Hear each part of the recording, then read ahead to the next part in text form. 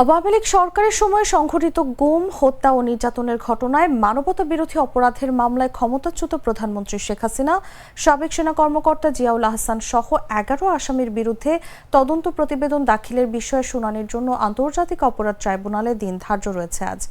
রোববার tribunal ১-এর chairman বিচারপতি মোহাম্মদ গোলাম মর্তুজা মজুমদারের নেতৃত্বে ৩ সদস্যের আন্তর্জাতিক অপরাধ ট্রাইব্যুনালের বিচারিক প্যানেলে এ সংক্রান্ত বিষয়ে শুনানি হওয়ার কথা রয়েছে।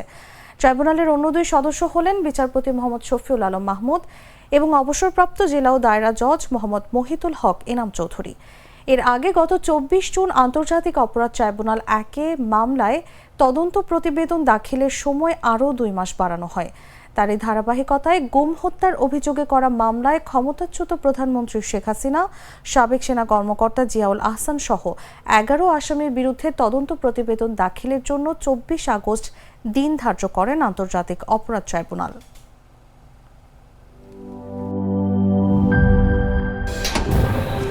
ফাংশনালিটি ও নান্দনিকতার পারফেক্ট কম্বিনেশন, সায়েন্টিফিক নজল ও ব্রাস বার্নার ক্যাপ ৫০,০০০ বার, অটো ইগনিশন ২৫% পর্যন্ত গ্যাস সাশ্রয়ী, আরএফএল গ্যাস স্টোভ নিরাপদ ও গ্যাস সাশ্রয়ী।